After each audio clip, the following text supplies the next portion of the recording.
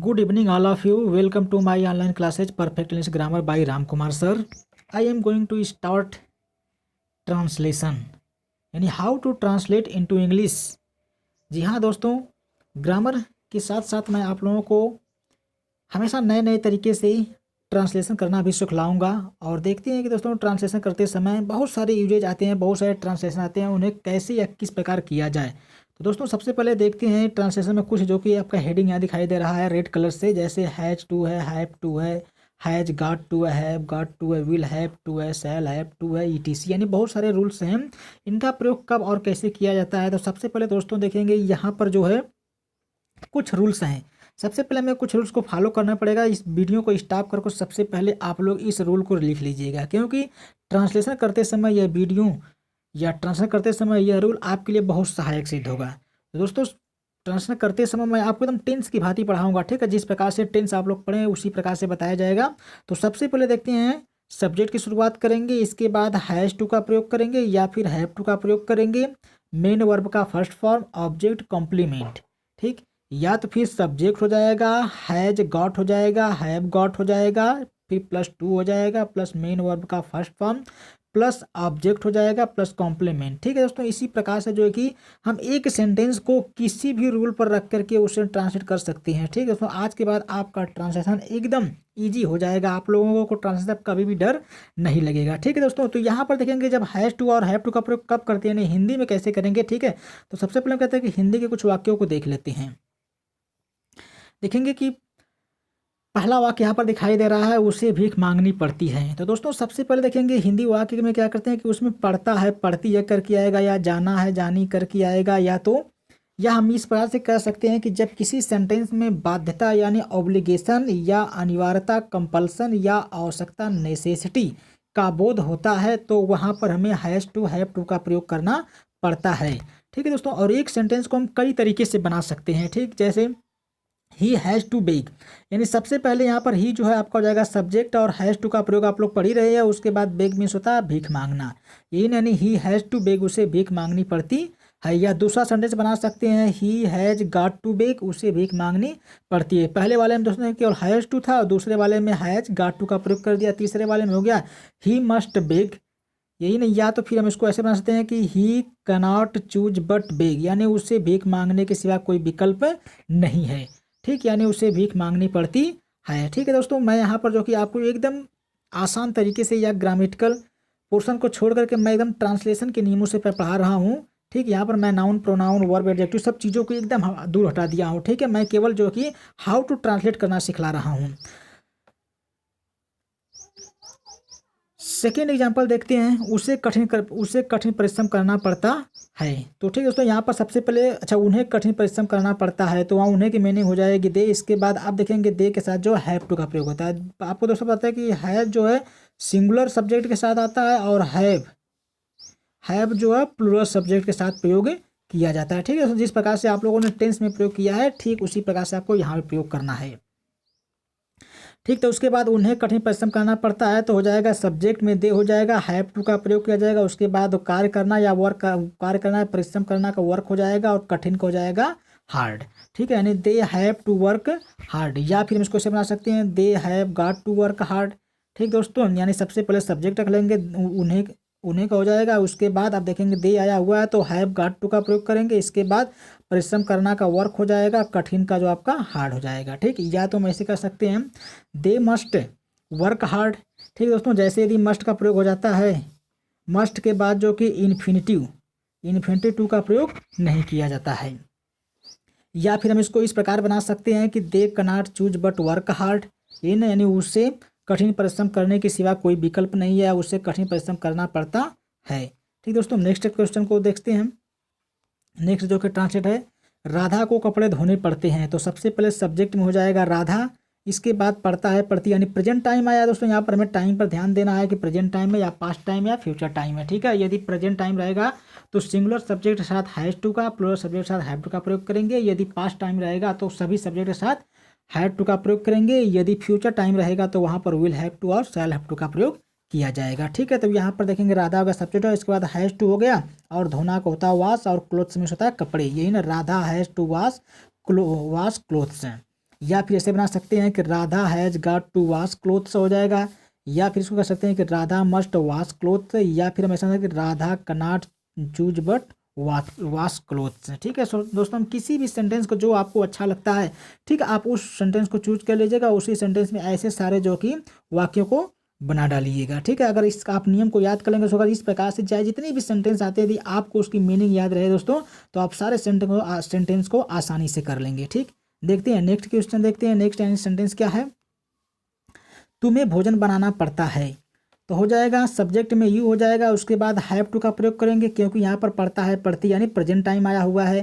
ठीक, इसके बाद कुक फूड, ये ना यानी you have to cook food हो जाएगा, या तो कर सकते हैं कि you have got to cook food का प्रयोग कर सकते हैं, या फिर सब्जेक्ट में यू हो जाएगा, मस्ट का प्रयोग करेंगे, फिर कुक यानी मेन वर्ब है, फूड आपका हो जाएगा ऑब्जेक्ट, यही ना यानी यू मस्ट कुक फूड, इस प्रकार से प्रयोग कर सकते हैं।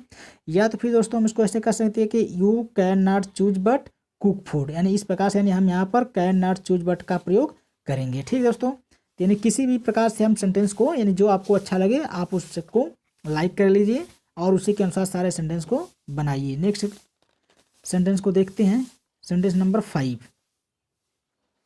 हमें शिक्षा का प्रसार करना है। ठीक दोस्तों, यहाँ पर देखते हैं हमें शिक्षा का प्रसार करना है, तो इसको हम ऐसे कर सकते हैं क्योंकि देखेंगे थोड़ा सा दोस्तों यहाँ पर देखेंगे ये आपको एक प्रकार का जो कि प्रोसेसन दे रहा है यानी प्रोत्साहन कर रहा है, यहाँ पर आपको जो अनिवार्यता प्रकट हो रहा है। इस प्रकार से हमने केवल 2 ही प्रकार से लिए, यदि आप चाहें तो सारे नियमों से इस सेंटेंस को बना सकते हैं। जैसे यहाँ पर होगा कि we have to spread education, यही ना वी मीन सब्जेक्ट हुआ, हम लोग हो गए या हम हो गए।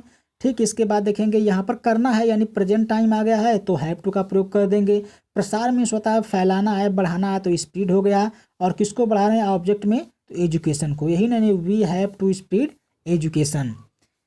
ठीक, या तो बना सकते हैं इस प्रकार से we have got to spread education, हमें शिक्षा का प्रसार करना है यानी हमें शिक्षा को डेवलप करना है।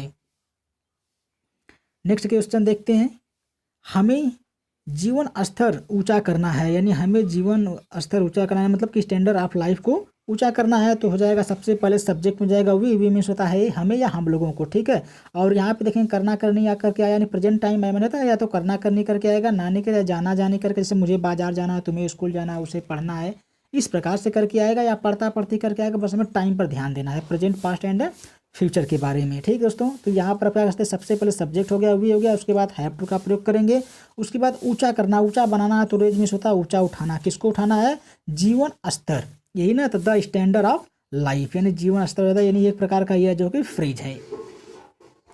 या फिर इसको हम ऐसे बना सकते हैं कि वी मीन्स आपका हो गया सब्जेक्ट हो गया, हैव गॉट टू का प्रयोग मैं आपको पढ़ा ही रहा हूँ, उसके बाद रेज मीन्स होता है ऊंचा करना या ऊंचा उठाना, और the standard of life means होता है जीवन स्तर। ठीक, तो हो गया we have got to raise the standard of life. ठीक दोस्तों, अब नेक्स्ट एग्जाम्पल को देखते हैं, यहाँ पर उसे आज्ञा माननी पड़ी, अब देखेंगे यहाँ पर उसे आज्ञा माननी पड़ी, हाँ दोस्तों यहाँ पर आपका पास्ट टाइम आ गया। ठीक है, यानी जहाँ पर था तिथि रहता है स्पष्ट रहता है और कहीं पर अस्पष्ट रहता है, ठीक है, वहाँ पर हम उसे पास्ट टेंस या पास्ट टाइम मान लेते हैं। ठीक है, इससे पहले जितना भी सेंटेंस पढ़ा था सब उसे जैसे जाना है, करना है, पढ़ता है करके आया, लेकिन यहाँ पर देखेंगे केवल पढ़ी करके आया है और यहाँ पर पढ़ती थी करके आया है। ठीक है दोस्तों, तो यानी ये पास्ट टाइम हो गया, जब पास्ट टाइम आ गया तो हैड का प्रयोग करते हैं, यानी हैड टू का प्रयोग किया जाता है, सभी सब्जेक्ट के साथ किया जाता है। ठीक है, ए टू जेड।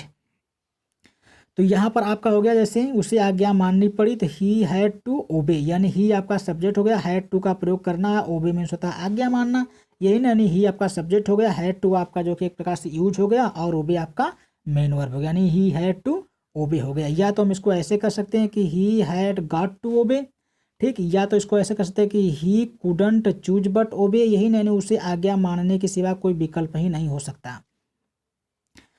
ठीक दोस्तों, अब नेक्स्ट एग्जाम्पल को देखते हैं हम लोग, एग्जाम्पल नंबर 8।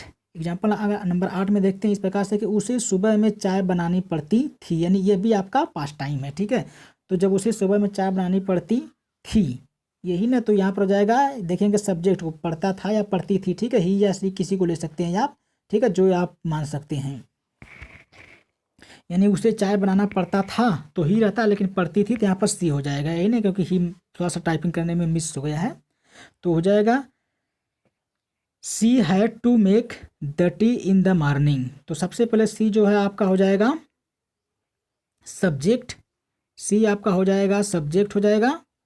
इसके बाद हैड टू आप लोग यूज पढ़ रहे हैं, मेक मिस होता है बनाना ने मेन वर्ब हो गया। द टी आपका बन जाएगा ऑब्जेक्ट, इन द मॉर्निंग आपका कंप्लीमेंट हो जाएगा, यानी she has to make the tea in the morning. या फिर कह सकते हैं, समझ सकते हैं कि सी यानी she had got to make the tea in the morning, या फिर she couldn't choose but make the tea in the morning. ठीक है दोस्तों, मैं बहुत इजी तरीके से बता रहा हूँ। ठीक है दोस्तों, जैसे अगर मेरे 4-5 वीडियो मेरे देखेंगे तो आपके माइंड में ऑटोमेटिक सेट हो जाएगा। ठीक है दोस्तों, 1 या 2 बार आपको केवल पेन और कापी लेकर के बैठनी पड़ेगी। इसके बाद आप जैसे मेरे सेंटेंस को देखेंगे ऑटोमेटिकली आपके माइंड में यह सेटअप हो जाएगा। क्योंकि सबसे पहले क्या करना है कि आपके लास्ट वाले वर्डों को पहचानना है। ठीक है, जैसे 2-3 वीडियो मैं आपको बनाऊंगा, 2-3 वीडियो के आप मेरे ट्रिक को जानेंगे, पहचानेंगे, ऑटोमेटिक केवल आपको बैठे बैठे 1-2 एग्जाम्पल देखेंगे अपने आप, जो कि सारे ट्रांसलेशन करने की विधि याद हो जाएगी। ठीक है, एग्जाम्पल नंबर 9 देखते हैं। एग्जाम्पल नंबर 9 में है तुम्हें परीक्षा की तैयारी करनी पड़ेगी। आप देखेंगे यहाँ पर दोस्तों पड़ेगी करके आ गया, यानी गागेगी करके आ गया। ठीक है, पढ़ता है पढ़ती हैं, अब पढ़ता था पढ़ती थी करके आ गया। अब यहाँ पर पढ़ेगा पढ़ेगी करके आ गया, यानी ये भी आपका कंपल्सेशन दिखा रहा है या अनिवार्यता दिखला रहा है, या फिर आप कह सकते हैं नेसेसिटी है। ठीक है, तो यहाँ पर भी वही विल हैव टू और शैल हैव टू का प्रयोग किया जाएगा। तो क्या आपका एक सेंटेंस है कि तुम्हें परीक्षा की तैयारी करनी पड़ेगी। तो सबसे पहले तुम्हें की मीनिंग बन जाएगी यू, यानी यू आपका सब्जेक्ट होगा। विल हैव टू का प्रयोग करना है। यू विल हैव टू का प्रयोग इसलिए होगा क्योंकि यहाँ पर देखेंगे आपका बाध्यता या अनिवार्यता प्रकट हो रहा है। ठीक है, या पढ़ता पढ़ती का या पढ़ेगा पढ़ी का मैंने आपको रूल को बता दिया है। ठीक, तो you will have to prepare the exam, यानी यू सब्जेक्ट होगा, विल हैव टू का यूज हो गया, उसके बाद प्रिपेयर मेन वर्ब हो गया, द एग्जाम आपका ऑब्जेक्ट हो गया। ठीक है, एग्जाम का पूरा फुल फॉर्म होता है, एग्जामिनेशन होता है। ठीक दोस्तों, नेक्स्ट एग्जांपल देखते हैं, यानी you will have got to, ये ना you will have got to prepare the exam, यानी तुम्हें परीक्षा की तैयारी करनी पड़ेगी। ठीक है दोस्तों, यहाँ पर देखेंगे कि एक प्रकार का भी यह कंपल्सेशन बतला रहा है आप लोगों के लिए। और नेक्स्ट एग्जांपल है उसे मुंबई जाना पड़ेगा, यानी यहाँ भी पड़ेगा पड़ेगी करके आया है। तो ठीक है दोस्तों, इस प्रकार से हम देखते हैं he will have to go to Mumbai, यानी आपका जो ही है सब्जेक्ट हो जाएगा, विल हैव टू आपका यूज हो जाएगा, और गो आपका मेन वर्ब होगा, टू मुंबई यानी टू प्रीपोजिशन है, मुंबई आपका ऑब्जेक्ट बन जाएगा। ठीक है दोस्तों, मैं केवल आपको ग्रामर के नियमों को न बतला करके बल्कि मैं ट्रांसलेशन के नियमों को बतला रहा हूँ। बस मैं आपको केवल इतना बता रहा हूँ कि how to translate into English, यही ना कि किसी भी हिंदी सेंटेंस को इंग्लिश में ट्रांसलेट कैसे करें। जी हाँ दोस्तों, आपको अनेक प्रकार के सेंटेंस लाऊंगा जिससे आपके जो कि ट्रांसलेशन एकदम ईजी बन जाएगा। या फिर इसको हम ऐसे बना सकते हैं, he will have got to go to Mumbai. ठीक, किस प्रकार से अगर दोस्तों इस प्रकार इसमें नॉट का प्रयोग करना होगा तो ठीक विल के बाद जैसे कहते हैं कि उसे मुंबई नहीं जाना पड़ेगा, तो हो जाएगा ही विल नॉट, ये नहीं ही विल नॉट का प्रयोग करेंगे, not have got to Mumbai. ठीक है दोस्तों, इस प्रकार से जो इनका प्रयोग किया जाएगा। ठीक दोस्तों, तो आपको यदि वीडियो अच्छी लगी हो तो वीडियो को लाइक और सब्सक्राइब जरूर करें, शेयर भी करें, और अगली वीडियो देखने के लिए दोस्तों जो है कि चैनल को सब्सक्राइब अवश्य कर दें, ताकि जैसे ही मैं अगली वीडियो बनाऊं ताकि वह ट्रांसलेशन या वह वीडियो आपके पास जल्द से जल्द पहुंचे, जिससे आप अपने ट्रांसलेशन को और अधिक तैयार कर सकें।